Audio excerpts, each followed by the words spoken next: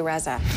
And now our fifth story out front, Sharapova's sweetness. Now, we all know 25-year-old Russian Olympic silver medalist Maria Sharapova. She's currently ranked #3 in the world.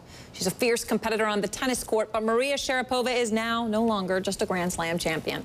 She's a brand. People around the world know her face. She's the highest paid female athlete in the world, and today fans mobbed her as she launched her own business. For the first time, it's a candy line called Sugarpova. It's going to be sold at stores including It's Sugar and a store called Henry Bendel's, where I met Sharapova today. She told me she plans to play tennis for many more years, but being successful in business is crucial to her. When I'm on the tennis court and I'm in that cubicle in a way, that's my own little workspace, I commit so much physical energy and mental preparation, and then I go out on the court and I compete. But when I leave the court, I feel like I need something that gets your mind off of what you do there, that is so intense, that is so competitive, and therefore I have a lot of fun with the businesses that the collections and the collaborations that I work with. It keeps my mind on other things. I mean, I see your face everywhere. I saw your face everywhere in Europe last week. I see your face here, whether it's Kohan or Tag, or now you have this candy line that you're starting. So what made you decide to do candy? By the way, I think the name's very cute. Thank you. Sugarpova, right? Thank you. So what made you choose? A lot of people would say, okay, I know, this young woman could have done anything, and she picked candy. I know. Why? Well, I'm such a big foodie, and I have the biggest sweet tooth, and I see candy as this treat. My earliest memories is when I was a young girl, and I would have like a good week of practice, and I would ask my parents to get me this lollipop that was tough to find in Russia back then, but like I saw it as a reward, I saw it as a treat, and that's kind of how I see like candy, in a way that, you know, my sport is physical, and you know, of course I want to take care of my body, but it's like that indulgence that everybody wants to have.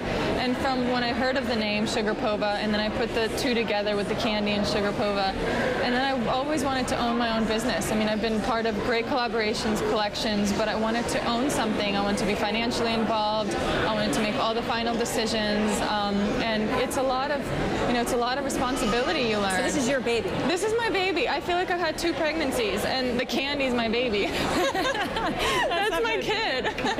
You worked so hard. You rose so quickly. You had the adversity of injury. Exactly. And sort of wondering what would happen next. Now you're back. Right. So is tennis, I mean, are you going to be going for Grand Slams, playing in the Olympics the next time around? Or? Yeah, well, it's interesting. Through this whole process of doing the candy has been the last couple of years. It's kind of when I'm coming back from my injury and really coming back on top and winning the French Open this year. And so I felt like it's almost been like my good luck charm, because I've had that great balance of working something that I was passionate about, and yet being on the court and just working to regain my #1 ranking, to win more Grand Slams, to win the French Open, the one that I hadn't won before. So it's been a really fulfilled year. How much time do you spend working for it, for practice? People look at you and say, okay, look at a lot of it comes, I mean, naturally you're so long and lean, well, but... I do have, I'm so fortunate that I do play tennis for a living, and I play a sport, and then I'm active, because I don't like the gym. You know, I'm like, I try to stay outside, and I try to exercise outside, and I love my food, and I love all the indulgences and candy and cakes and all of that, so I must work out. I mean, it's not like everyone gets a good body by sitting on the couch and eating candy all day. I mean, you have to put in the physical effort. Everyone knows that. So I'm very fortunate that I do play sports for a living. Yeah. And your personal story is an amazing one. Obviously, growing up in Russia, your family a victim of the Chernobyl crisis, and then you came here. You were a young child. Yeah, I was 7 spoke years no old. English. No, not at all. But you've been in the U.S. a long time. Obviously, in the Olympics, you played for Russia. Yes. So how do you think of yourself now? Are you Russian? Are you American? No.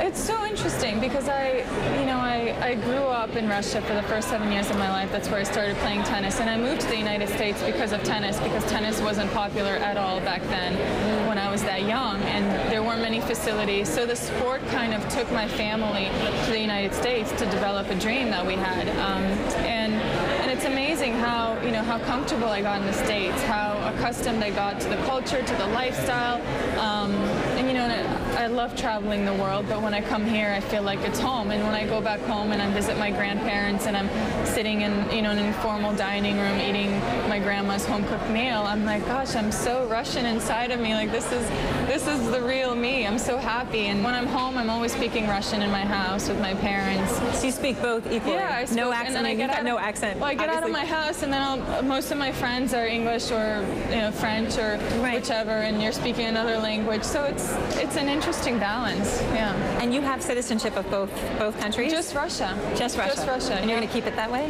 Yeah. I mean, right now that's the way I feel, and I'm so happy to represent my country, and especially seeing the way that the sport has grown in my country. And I grew up watching the Olympics on TV in Russia because it was such a huge part of our culture. And I thought, oh, one day it would be amazing to be there and maybe hold the flag. And this year I had this incredible opportunity of carrying the flag in the Olympic ceremony. So it's just so many things that you think of as a child, and I mean, there's no reason right now to change citizenship. Up next.